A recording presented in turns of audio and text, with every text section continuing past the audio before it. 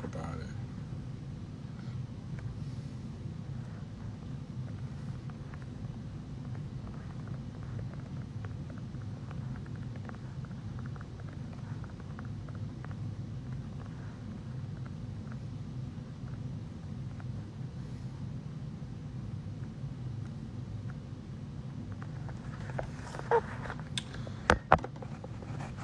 See here, make sure it's not slanted.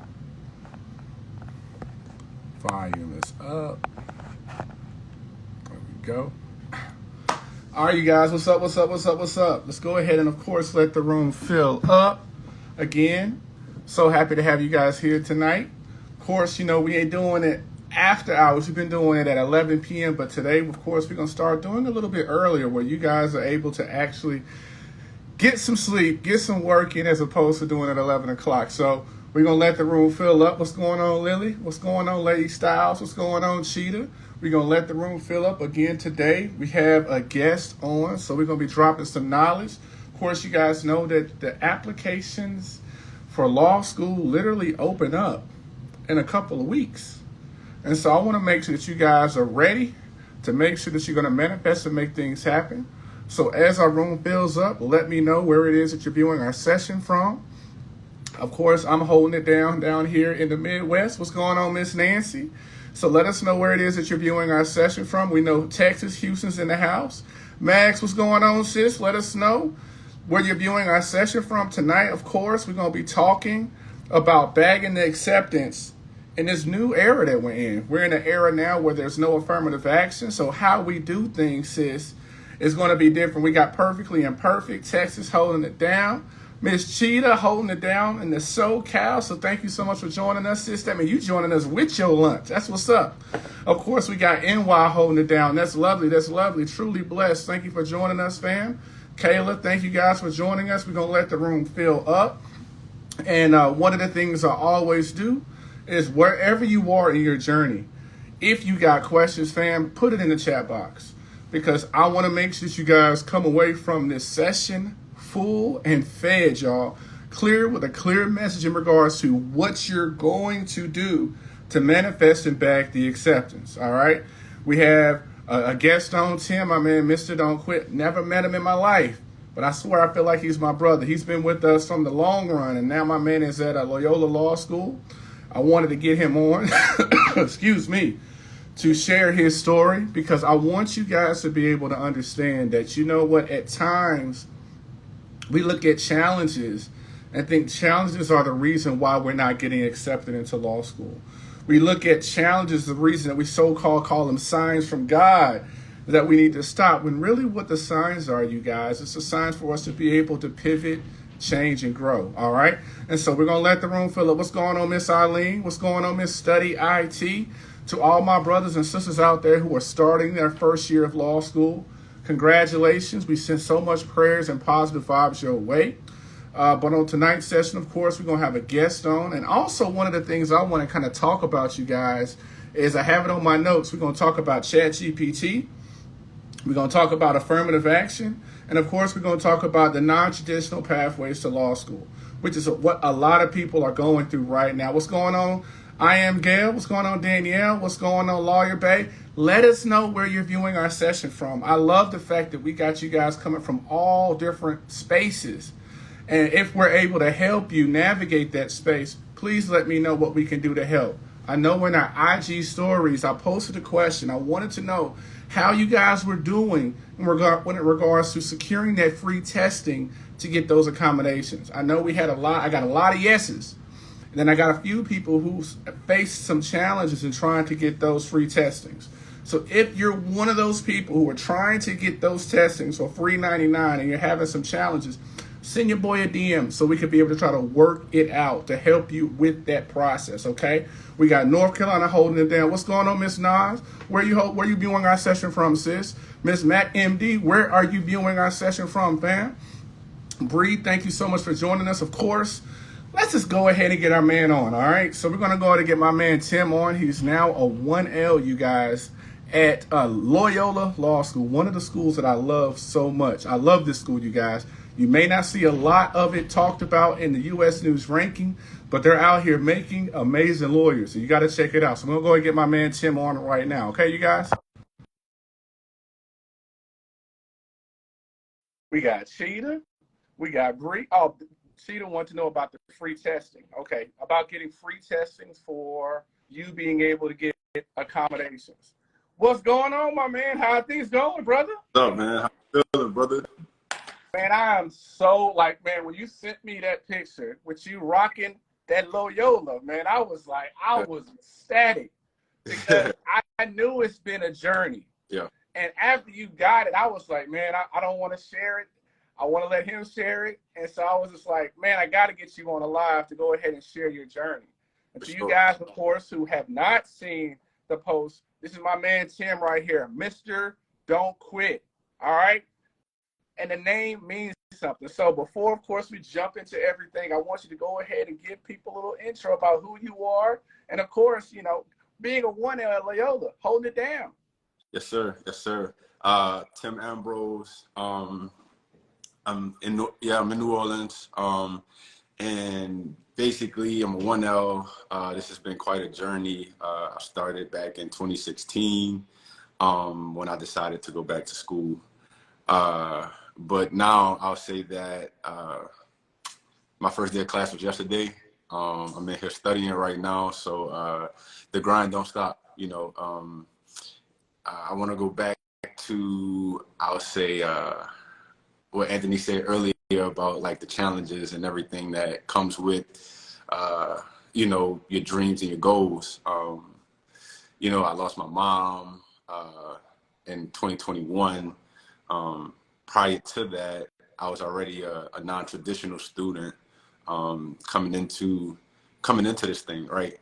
So I was 25 when I took my first college course, and then from there I jetted through undergrad in 3 years, and I worked with a law firm for 2 years, and then I came back to Xavier. To the institution that I graduated from in 2019 to assist the president. And now I'm starting my first year of law school. So it's been quite the journey. It's been some ups and downs, but it's been the feeling that I felt yesterday was all worth it. You know, it was all worth it. I'll go back. Yeah. You just sat down in that seat and you just look around and it's just like, I'm here. I'm here. I'm here, y'all. And that's the feeling that I want for everybody here. And I want you guys to understand. I see in the chat, man, they called you Teflon Tim. And so, man, thanks for everybody. You got the fam and the folks supporting you. And I want you guys to understand and rewind and break down what he said. This started back in 2016. A lot of times, you guys, we think, man, graduate from college, I don't get into law school. Man, I can't do it. Mm-hmm. Or I go take the LSAT, I bomb the hell out of it. Okay, that must be a sign from God that I need to go do something else. So one of the things I want you to talk about, Tim, is like, what did you change? How did you pivot to get on track to where you are right now? Because everybody has, like, I think a lot of times the challenge is, Tim, we got this time clock, man, of what we want to be and what we want to be at a certain time.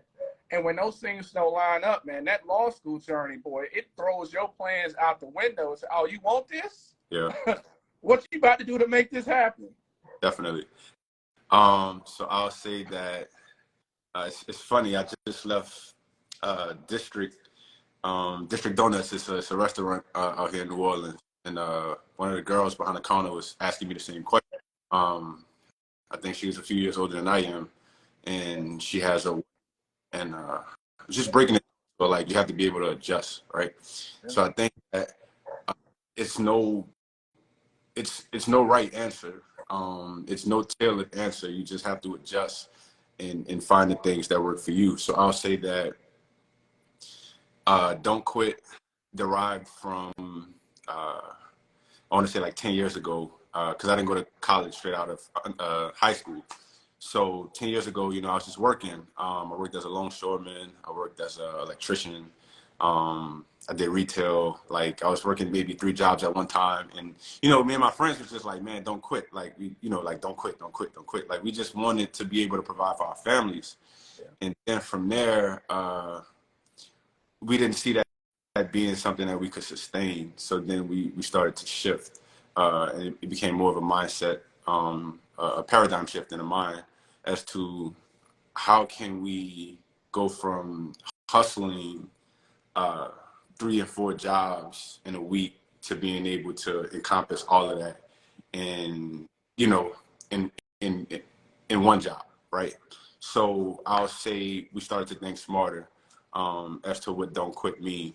Now, you know, prior to me going back to school, I said I had a daughter. My daughter was 6 months when I took my first class. I was really just trying to find a way out, and I was applying for the Marine Corps, and the Marine Corps told me that because I don't quit tattooed on the back of my legs, they told me that my tattoos were too big and I was disqualified, so I couldn't enlist in the Marine Corps. So I said, okay, all bets on me then, right?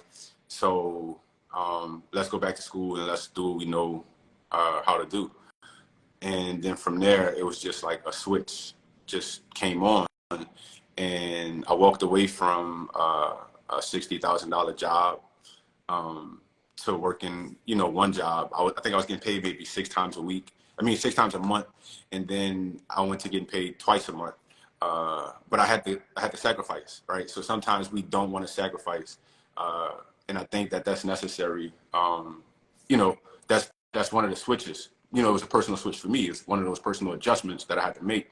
Like, yo, I can't put in 40, 50 hours over here when I know I'm gonna need that for school. So, you know, getting past that, the work part, once I got to Xavier, I still have, it's crazy, I still have this Power Score book to study for the LSAT. And it's crazy because I was going OD on the LSAT. I took it cold and I got a score. And then I studied. I went up, right? And my last semester, my mom had to move to Houston, and I was scheduled to take it again that summer to, you know, try to get more money. And, you know, my mom to Houston and trying to figure out how I was going to study for the LSAT. I took it that summer and I tanked, you know, and I ended up, like I said, I ended up losing my mom in the process. But how did I regain and how did I go back to, you know,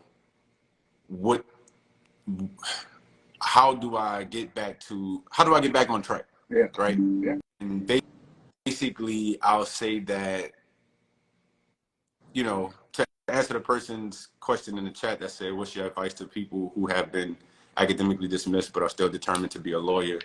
I'll get to that in a minute. But to get back on track, I had to get back in the zone, right? So I was working with the law firm when I lost my mom. And during that time frame, I want to say 3 juvenile lifers were released due to the work that I was doing. So basically, these guys were serving life without parole. They were sentenced to life without parole as juveniles in the state of Louisiana. It was still constitutional at the time. And the summer, I lost my mom that April. I want to say June 21st, June 23rd, and July 21st, I walked my clients out of Angola State Penitentiary, right? So that was one of the things that, you know, for that LSAT that I tanked, that was one of the things that brought my confidence back. Like, yo, let's get back on track with this. And then from there, I just started to like shift and keep, you know, like you always got to make a decision. Like the one decision is going to be like towards your goal. The other one is going to be not towards your goal. And you consistently have to make those decisions that's going towards your goal, right? So I was in the process of applying for Tulane, and this DEI program came across with the Law School Admissions Council, and Tulane was one of the host schools. So another thing that I jumped into to get me back on track. And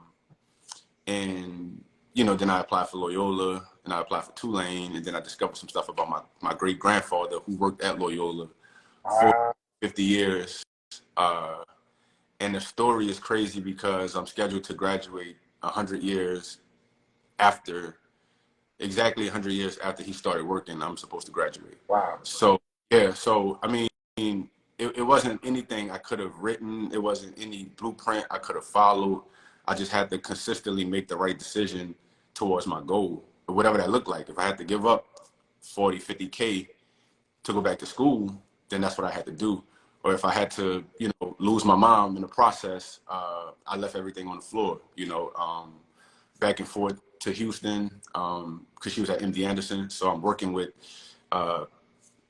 Angola State Penitentiary, and then I'm leaving Angola and I'm going straight to Houston, to mom, and then I'm coming back to New Orleans to, to work, and going back to Angola. And, it was that, man. So, to the student who asked, what do you do when you're academically dismissed? Before any of this, you have to know that your determination is transferable. Did y'all hear that? Did y'all just get that sermon? Just in case, you're missing Bible study. We over here teaching Bible study, y'all. So say that again, please. Please, what you just said. Your determination is transferable. So what I mean is, basically, when I thought about, man, I just tanked this LSAT, but I wanted more money, I had a mentor, Miss Adria Kimbrough. She's a beast. Man, she's a beast. But, she was like, how do we get away with freedom? Freedom from debt, right?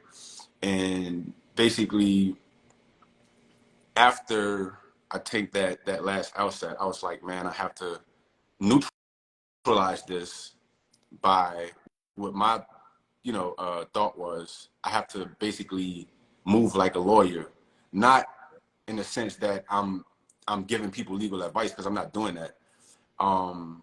Basically, what I did was I started to do the things that. So there was a fellowship, right? And that's why my name is, on my account, my name is The Fellow, because a lot of lawyers do fellowships, and basically what they do is they take these fellowships and they add them to their resumes, and that gets them engaged with finding a problem, right? And as at our core, lawyers are problem solvers, so they be able to find the problem. So when I was in these fellowships, I'm in there with all these lawyers, and we're all finding the problems at the same time. Now, I don't have to be smarter than you, but if I get to the spot before you get to the spot, then I'm gonna beat you, So, like, if the people who applied in the cycle that I applied in, if they weren't, I'm not gonna say if they weren't in those fellowships, they don't know what problems are coming, right? So I was trying to get ahead of the ball. I was trying to get ahead of the rest of the cycle by being in all of these fellowships, right? So I started to move in the sense that when, lawyers saw me and judges saw me, they knew me on a first name basis. Right. And this ties into letters of rec. This ties into references. This ties into, community capital, basically. And for me, being in New Orleans, and anywhere in the nation, who means a lot, right? Mm-hmm. Yet, who knows you and who knows your work ethic and who can speak to it? Right. Not just what they see on paper. That was my game plan, because I'm like, man, like I tanked my third LSAT, which they don't care if you tank your third one. Like, they'll still, apply the second one, which was my highest one. They'll still apply it, but they won't give you all of the money that you could get if you score.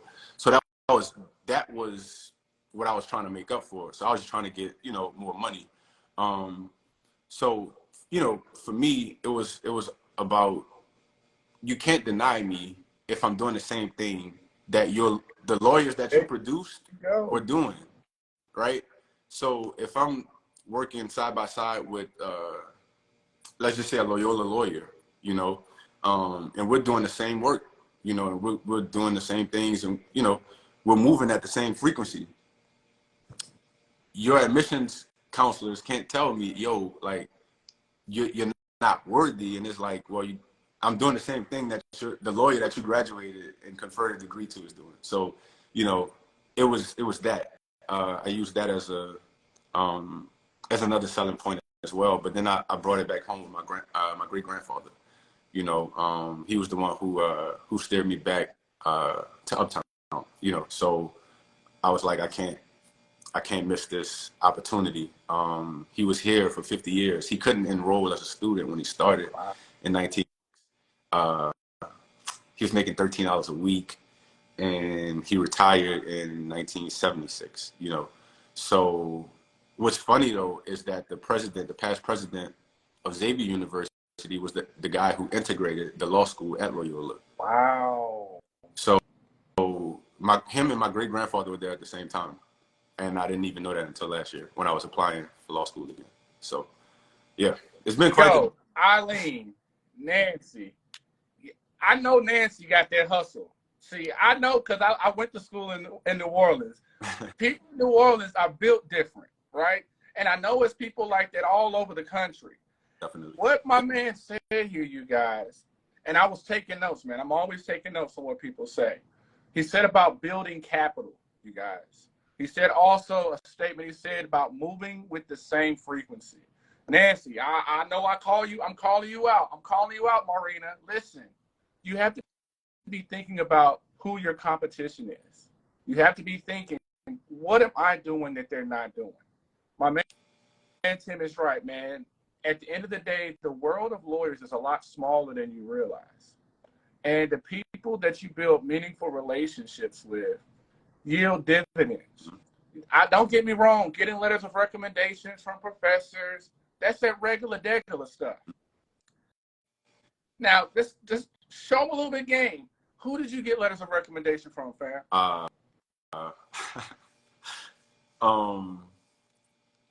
Okay. I got a letter of rec from the president of the university that I got my undergraduate degree from.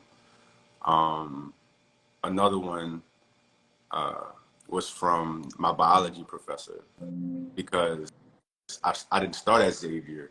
I started at a community college. So my biology professor at my community college, Dr. Beverly Wilkes, she was notorious for being like a hard biology professor. And I had her on a Wednesday from 7 to 8, and it was a hybrid class. And I was like, man, this is, you know, that determination again, that transferable determination. I asked her, I went to her office hours. I said, hey, I know I have you for an hour. Most of this work is online. But are you teaching this class at any other time during the week? And she said, yeah, I'm teaching it Monday, Wednesday, and Fridays from 12:15 to 1:15. I said, is it cool if I come and sit in your class on those days as well? And she was like, sure. I got an A in that class. And at the end of her class, she was like, Tim, if you ever need a letter of rec, let me know. You know, so I wanted to, it was strategic as to why I did that, because I wasn't a science major, you know, and I wanted letters of rec from, you know, every institution that I had passed through. So Dr. Wiltz, the president of Xavier, and Dr. Moore. Dr. Moore was my political science department chair. It's crazy because I was a transfer student, and what happened was the equivalencies were a conversation. So basically, I called Dr. Moore. I'm not a student. I'm a prospective student at this point. This is a year before I transferred to Xavier. I called Dr. Moore. I said, hey, I have your course curriculum. I have my transcript. I have the course equivalency sheets. And I have a course log of the courses that's available at, you know, the Delgado Community College. Are you available for a meeting? And she was like, sure. And I wasn't even a student yet. She's like, sure, pull up. So I pull up and, I put all of the documents and we talk and she checks off. I wish I still had them on me, but I don't. They're somewhere. And she's checking off the classes on Delgado's course catalog that would transfer into Xavier's curriculum.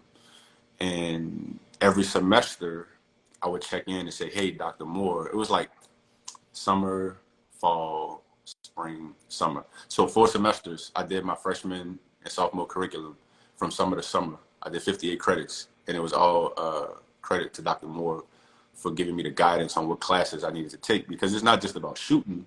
You got to know what you're shooting, because you could go take all of these classes, but if they don't transfer over, then you wasted your time, So basically, I slid into Xavier's political science department seamlessly. And Dr. Moore was the third person who I got a letter of rec from.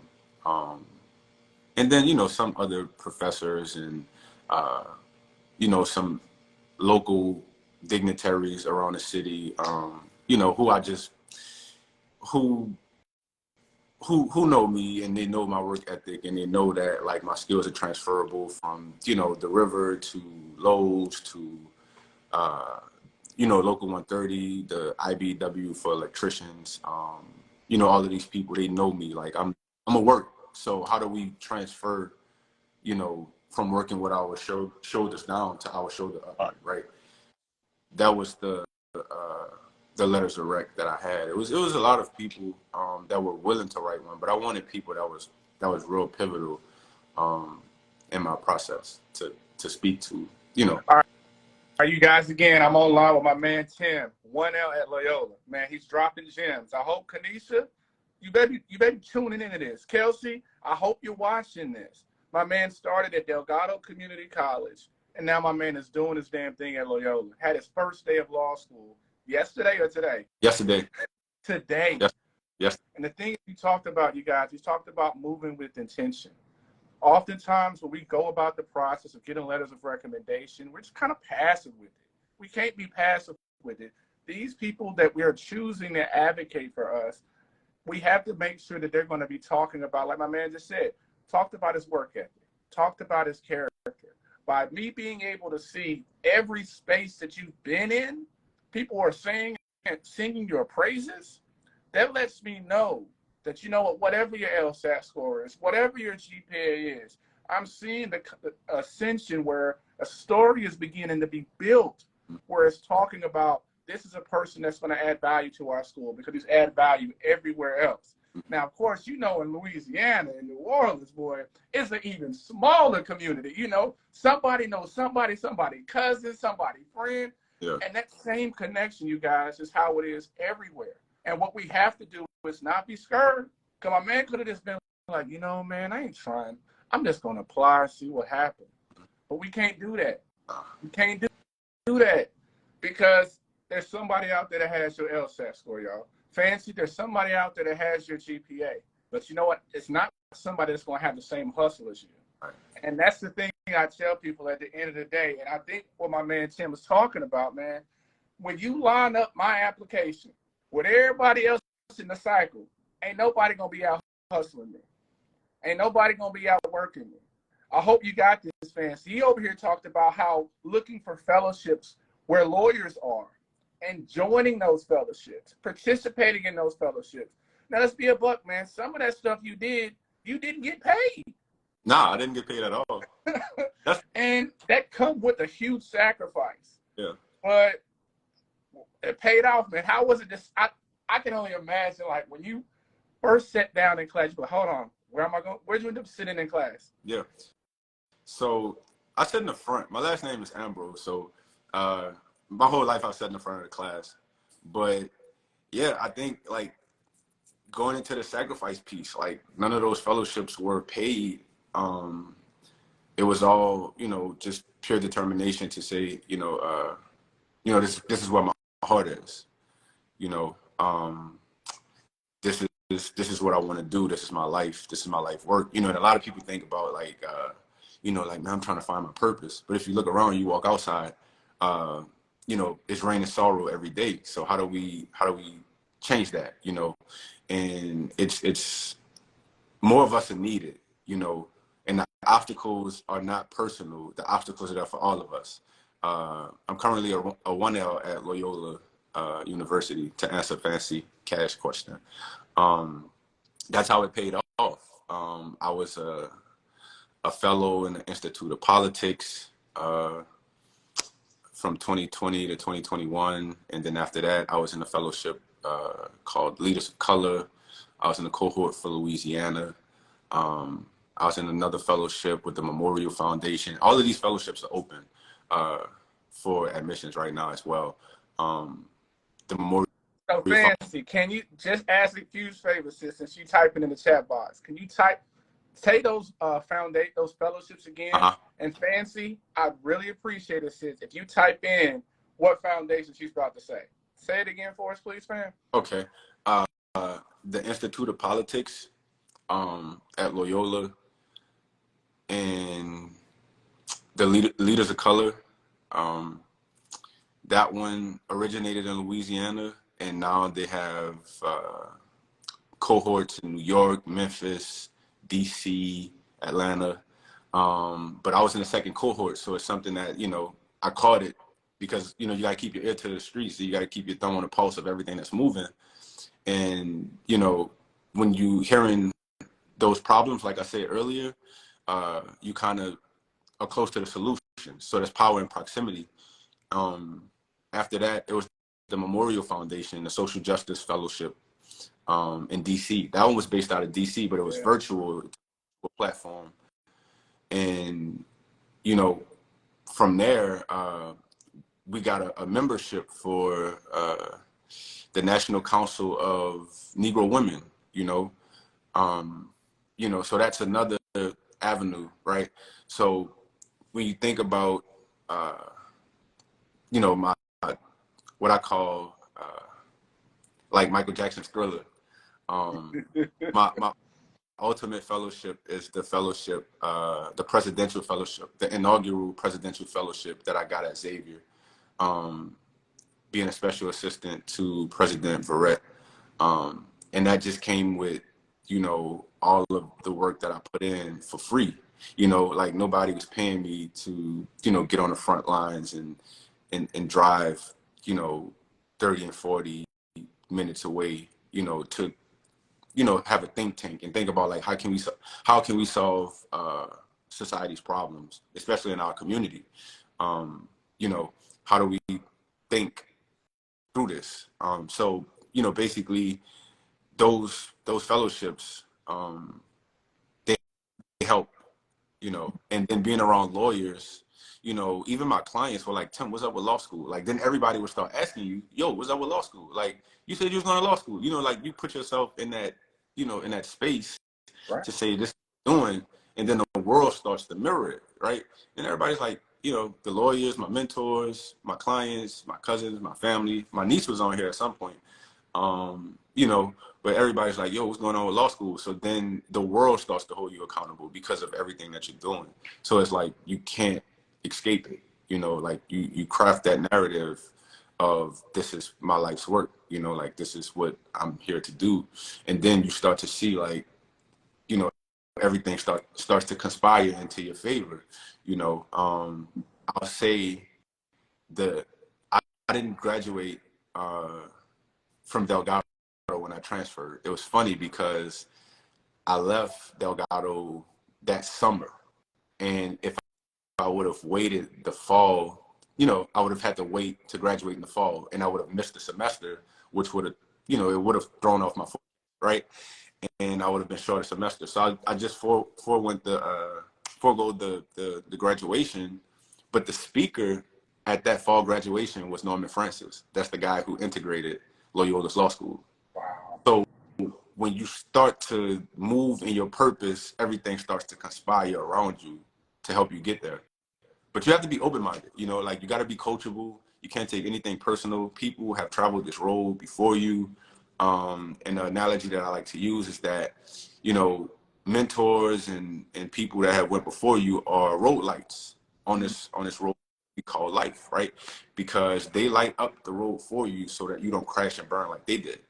So that's why you have to keep an open mind when people are telling you things. And, you know, being a young black man growing up in New Orleans, that was one of the adjustments I had to make, because I was, you know, like, man, my dad, you're not my dad. My dad don't care. So I know you don't care. So don't nobody tell me anything. Right. So it was that thing. So I had to make a shift, you know, and that was one of the things that clicked for me. So I'll say, like, being coachable, you know, like, you have to listen to people that have went before you, because thinking you know everything, like, it I mean, the guy that I work for, like, he's still learning, but he speaks maybe 4 or 5 languages, you know, and he's a biochemist from MIT, but he's still learning, you know, and he's as humble as ever. And I aspire to be, you know, as astute as he is, you know. So just being coachable and being in the right rooms,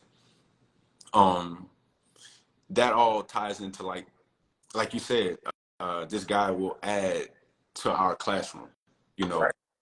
a lot of people were coming, you know, a lot of my classmates probably, you know, probably come from outside of Louisiana, you know, Yeah. and then, you know, we go off to find internships and stuff like that. And, you know, a lot of people are aloof, or they don't know what's going on. It's like, you know, what's the forecast, you know, but when you already know the forecast, you don't have that to worry about. All you have to do is execute, you know. So just staying ahead of the curve, staying ahead of the competition, because it's not a lot of us, to be frank. And, you know, we all help each other. And my lawyering professor said this, you know, he said it last night. He said, man, you know, one day you and I may be arguing against one another, and then tomorrow we might be co-counsel, you know. And, you know, the guy we were arguing against, like, he might be a buddy of ours, but, like, we're not gonna, you know, be rude in nature. Right. It's being a lawyer is a sport, you know, so you can't take anything, you know. So if you look at it like a sport, then you understand the competition component of it, you know. And then from there, you kind of, you know, you go into, like, how do I stay ahead of the competition? And that's why everything on my page is, like, competition driven, because this is all I wanted. And everybody's been asking me, like, yo, how do you feel? And I feel like I'm right where I'm supposed to be, you know. I don't feel a place. I don't feel, you know, intimidated. I don't feel threatened. I feel like I'm about to kill it. Oh man. Hey y'all, if y'all feeling this, throw y'all hands up. My man is preaching on Bible study Wednesday, yo. Like, for real. All right. All right, man. I'm over here taking notes. Nancy, I know you out there taking notes too, sis. And thank you so much, Fancy. You, sis, wrote down the fellowships, you guys. You have to understand that when you're in the process of trying to go to law school, it's not going to be comfortable. You may have to commute and travel. I have a lot of people, but man, I already work. I got kids. And I'd be like, but man, you want to be a lawyer. Yeah. And so with that decision, it's going to come some sacrifice and some uncomfortable situations. There's people that are commuting. My man forego $50K Yeah. in pursuit of his lawyer dreams. Now think about this, man. If the military did not say no, you wouldn't be at Loyola right now. Right. Check that out, y'all. And so I say that because, man, a lot of times, and a lot of you guys out here are viewing our session, you sitting here thinking that those challenges are the reason why that door closed, or the reason why that law school said no. It's because there's something out there better for you. And we just have to be able to understand that we're putting a down payment on it, man. You got friends, family over here throwing you love in the chat. Cuzzo says, she said, I'm still here. I'm still taking all these notes over here, man. This is so amazing, man. And the thing about it is, like, that Kool-Aid smile my man got right there, that's because of hard work and sacrifice, man. And we want everybody to be able to have that. It don't matter where you started in your journey. It don't matter where you're currently working right now. If you want to be a lawyer, will your path be different from other people? Yeah, but you know what, man? the thing that's amazing, and I'm sure what people realize when they looked at your application, it is because of the hardships and the challenges that you overcame that let them know that you're going to be ready. And they know you're going to kill it. You know what I'm saying, Alex? Alex, I said, proud of you, bro. You know what I'm saying? Like, and the thing about it, you guys, is that when you realize that you're not alone in this journey, that's why we created this page. So we can be able to support you guys, encourage you guys.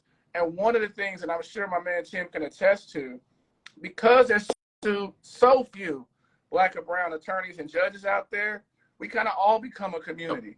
You may not know them, but you know what? If they reach out, oh, what can I do to help? Like you said, we're all here to help you navigate this space. And I'm just so excited, man. When my man got accepted, when he sent me that picture where he was rocking the shirt, I was like, oh, snap. I was so happy because I know that every last person out there, Fancy said she was intimidated by the LSAT. Yeah. And Fancy says, I want to tell you that, you know, that's a process that we all go through. It is. And a lot of times, I don't, Tim, you can say or not, sometimes I think that LSAT is designed to discourage us to just stay bumping and do something else. So I want to like chime in a little bit about the LSAT too. You know, it's so many ways you could chip away at that thing. It's so many, you know, so many ways over the years of experience with it.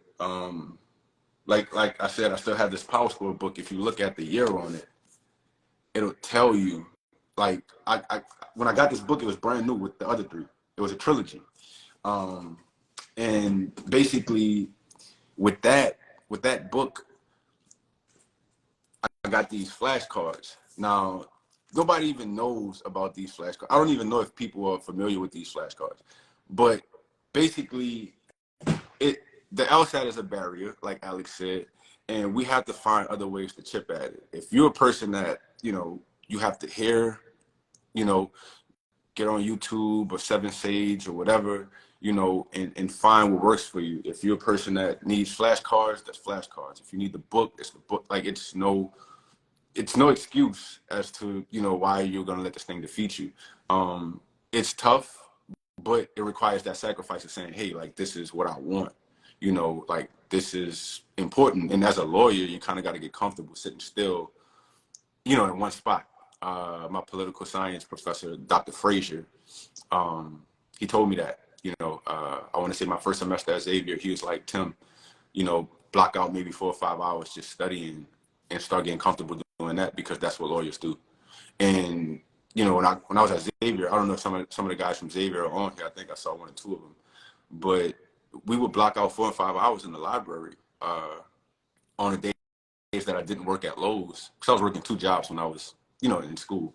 I worked at Lowe's in the evening, and then after I got off Lowe's at 10 p.m., I would come back to the library, and I worked at the help desk from 10 to 2 a.m.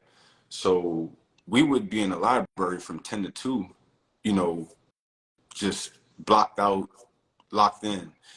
And that practice helped me when it came to studying for the LSAT, because that test is going to take some time out of your day. It's a commitment, and you're not getting paid for it. And like in this situation, like all we want to do is get paid. You know what I mean? And you know, your payment or your investment, I feel like I look at it like this. You know, the more work you put in, you know, the further you're going to go. The more work you put in without getting paid, the further you're going to go when you start to get paid. It's almost like that bow and arrow analogy. The further it pulls you back, you know, the further you're going to fly. I think that a lot of times, like we, you know, I had a daughter to feed and put in nursery, and, you know, I had to pick her up. That was gas money. You know, so I had to hustle, you know, but getting money wasn't like the priority. It was like, okay, I'm gonna get enough to be able to cover the bases, and then, you know, everything else is school. And then, you know, like being able to like let my mom see one of her kids cross the stage before she passed, and I was 28 at the time, you know. So I had a lot of driving factors as to why, like, I wasn't playing games. I wasn't even dating. Like, girls would approach me and be like, hey, like, I'm interested. And I'd be like, look, I'm gonna be real with you. Like, I'm not even about to waste your time, because the things that you're going to expect from me as a boyfriend, like I'm not gonna be able to give them to you because my mom is she's taking chemo medicine in a bottle that she hasn't told any of us, but I found it, right? I got a daughter that's growing every day. I can't afford to mess up, you know? So it goes back to like, you know, we're gonna do this or we're gonna die trying. And for me, it was like, you know, it wasn't a hard question to answer. I think, you know, going into it, I just like, I'm either gonna stop chasing money and, you know, find my purpose. I'm gonna live the rest of my life regretting that I chased money at a young age and become an older man and be like, oh, I wish I could go back and do this or do that, you know, and then it's too late, you know, so do it now, you know. You're only gonna be as young as you are today, you know, so it was almost like that it was just an analogy that, and I'm a man of analogies because I know a lot of people. So I got to make sure that you hear what I'm saying, you know. But it's almost like there's two guys in the, you know, in the building, and they say the guy who, you know, on the second floor of a burning building, and they say the guy who jumps out of the building appreciates his life more than the guy who doesn't, because the guy who jumps knows that there's a chance that he might live, opposed to just staying in the building and burning. So staying in the building and burning for me was keeping the 50K and living my life in a circle and repeating the general cycles. Or I was going to jump, you know, out and give up the money and then go back to school. And then at that point, I was either going to, you know, I was going to live, I was going to die. And at this point, like I'm living, you know, and, you know, all of that was backed up by, you know, the hustle. Like, you know, you're going to wake up and go to work every day. Like, you know, you got the hustle. So bet on your hustle, you know, like bet on yourself. Wow. And then everybody bet on you, you know. Everybody else start taking note. The whole community in the world really starts taking notes, and they're like, "Yo, this dude doing all of this, and he's not getting paid for it. I want him." You know, this dude is traveling to here and there, and you know he's not getting paid for it. I want him, and that starts to send ripple effects, you know, throughout the community. It starts to send ripple effects throughout the world, you know, and then you know other people start to get inspired. By what you're doing, and then in that way you're changing the world, but a little bit at a time, you know. Excuse me. So, you know, just take your heart away from money and focus on like what's really important, and the instant gratification. And once you do that, you're able to think a little bit more strategic, you know. But and again, man, we online with Tim. My man had his first day of law school, man. Amazing. 1L. And I'm over here taking notes. We know Fancy taking notes. I know my girl Nancy out there taking notes. And one of the things I just want you guys to understand, and what he's also saying is, you just got to understand there's going to be a lot of uncomfortable spaces that you're going to have to be in. There's going to be times where you're going to have to travel. I know gas is high as hell right now. Yeah. But you're going to have to you're making a down payment on a brighter future. And the thing is, I'll keep it a buck with you, and I'm sure he could say this as well, you know. There is a formal application process, but there is so much that happens behind the scenes, you guys, where calls are being made. I found that out when I got my clerkship, federal clerkship. Top 3% supposedly only get federal clerkships. But relationships, you guys, create so many different opportunities. Because I had that hustle like my man Tim here. And what you have to be able to understand is that hustle is what inspires people. That hustle is also what reminds all the people that Tim has crossed paths with, where they go and speak on his name. People call, oh, Tim, oh, yeah, that's a good guy. And what I want you guys to be able to understand, wherever you are, in whatever space you're in, let it be Houston, let it be NY, let it be DC, let it be Florida, let it be Cali. There's opportunities for you to be able to create a space of support around you. But it starts with you understanding and accepting, man. One, I ain't going to get paid. But two, man, I know that I have to build a network of opportunities. Facts. I mean, we see right now in the chat box, we got so many people showing love to Tim because they are inspired by his work ethic. They're inspired by his story. And I think, Fancy, you worked at Lowe's too. Yeah. that lets you guys know there is a story that we all can share to be able to help get into law school. But it's going to be on us being able to have to embrace it. You know what? It's going to be hard. Yeah. It's going to be hard, but you know what? I got to do it. I'm built, like I wrote it down. He said, but I'm going to bet on myself and I'm built Yep. for this. And so we got some questions in the chat box here. Somebody asked, I think one of your guys answered it for him. He said, and you can go ahead and chime in too. Somebody asked, with the introduction of AI, how is it going to affect the whole, one, law school, but also the whole legal field? And I can answer that question when it comes to law school admissions, because that's actually one of the things I want to talk about, because literally law schools are divided. Get this, Tim. Some law schools saying, hey, man, you want to use Chat GPT? More power to you, fam. Mm-hmm. Then other law schools have said, oh, hell no, we don't want it. And so one of the things I try to tell my students is, and this all also aligns with Tim and what he shared with you guys, is that we're all on the path to set ourselves apart. Chat GPT, of course, is a tool that we could use. But fam, please don't use this to write your application. Right. Please, because they got software to be able to determine. And you know what that's going to send a sign to me? Dang, they take shortcuts. They take easy way outs. They rely on AI to do the work for them. Now, using AI and ChatGPT to maybe find schools or create forms, but to shoot your shot at law schools, it's all about them being able to learn who you are. And I don't care what algorithm you got, ain't nothing going to be different than you sharing your own authentic story. What do you think about that, Tim? I mean, I think that to Alex's point, you can't replicate the human, like the mind and the will, right? Of all of these machines or whatever the case may be. But I think that especially in law, it gets tricky, and that's what I love about it.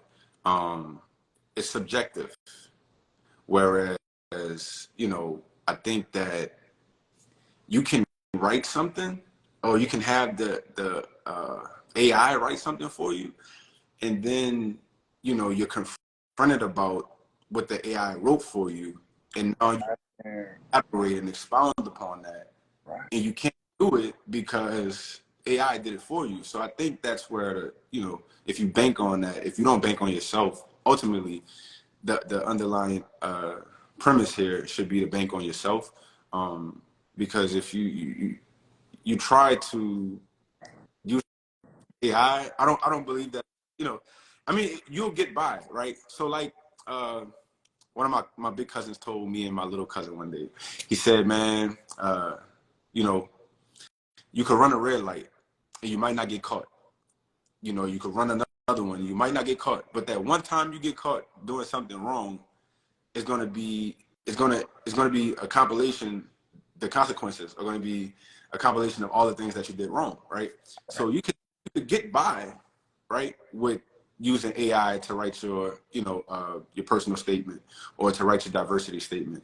But when it comes to your 1L final exam and you have to expound and play chess with a hypothetical, then it's like, yo, I can't use my AI because my professor don't even allow phones in the classroom. So then what? So all of those shortcuts that you were taking, that was supposed to prepare you for that moment, you skipped them. I think that you shoot yourself in the foot by doing that. And I think that the subjective piece of being a lawyer is the fun part. Yeah. All right, that's a good answer. And for people who are struggling with their personal statements, if you DM me right now the word link up, I'll give you a link to schedule a session with me where you'll get $97 off. All right, because I want to make sure that you guys get help. All right, so if you send me the DM link up, I'll send you a link. You ain't gonna find it in my bio. It's only a link that I give out, so that way you guys can get help. All right, because we can't go to shortcuts. I know Arizona State, I love them. Arizona State came out, was like, yo, use Chat GPT. And I'm telling you, don't do it. I know it's easy. Don't do it. And I see here, you got another question, man. Smiley since 92 said, can you talk a little bit more about the Leaders of Color program? I love these questions, you guys. There are fellowship programs like this all over the country. You got to find them. But tell them a little bit about it, man. You got to find them. I was going into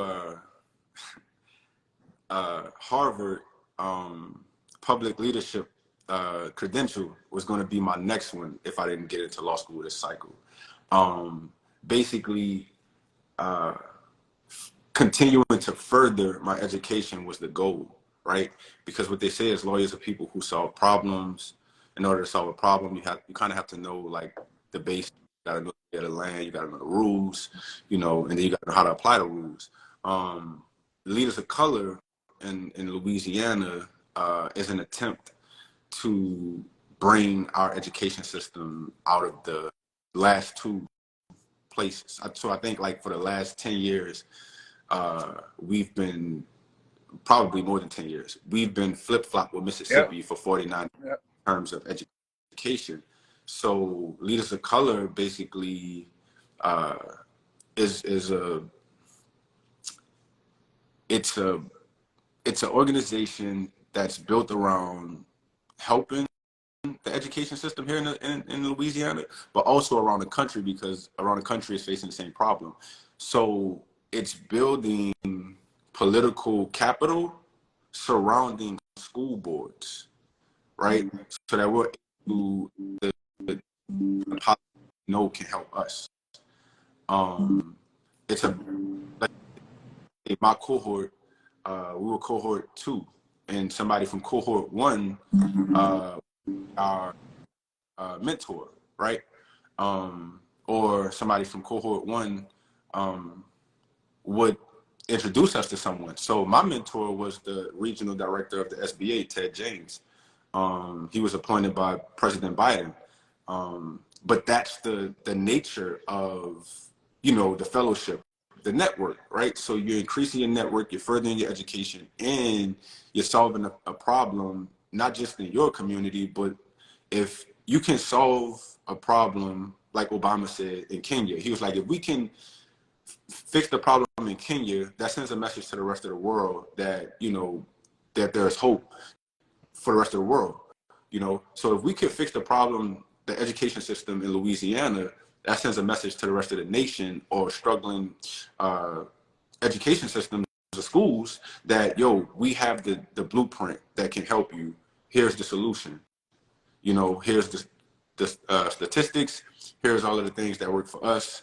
And that's community capital. Whereas we're finding problems, we're getting around like-minded individuals, and then we're coming up with solutions. Essentially, that's what lawyers do, So, when you start to align yourself with powerful people, and you start to align yourself with people who are doing the work that you want to do, eventually, it's like that little kid that's 2 years old and his siblings are 4 and 5, and they're walking and he's crawling, and he's like, hold up, man.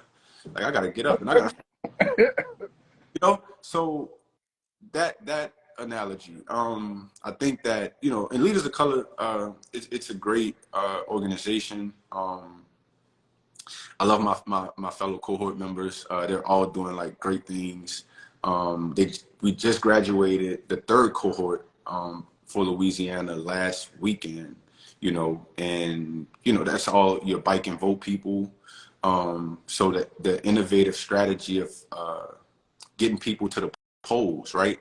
The biking and voting, like some of those people are now leaders of color, so we're going out and getting people who are doing the work in the community, and we're putting us all together in one network, and we're trying to heal a community. And that's encompassed with lawyers, bankers, judges, you name it. It's a lot of people, and I'm just a fellow, and that's my skill. And that's something that everybody could do. Yeah. But hey, I hope you guys ain't caught the hint. But what my man's saying is, you're going to have to leave your damn comfort zone. All right?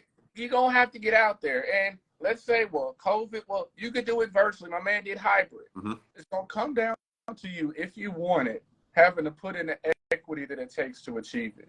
By building that network, getting that experience, building those relationships. And these relationships, as Tim's built, are something that's going to last long after he graduates from law school. Listen, man, I got job offers already. It's crazy. It's crazy. Somebody said, they told President Rex, like, yo, when Tim graduates, we're going to try to take him away from you. And it's just like, man, that your name. So just keep working, don't look for the money. Don't be a fool, but at the same time, like, don't just chase money, because money is just money. It's a renewable resource. One of my friends always tell me it's a renewable. I love that. But Tim, man, I know you got to get back to your notes, got to get your grind on for your classes, got them highlighters ready. Yo, I want to thank you for taking the time, man. I didn't know we was going to have Bible study on Wednesday, but, man, you took it to church today, man. I really appreciate it. I'm rooting for you.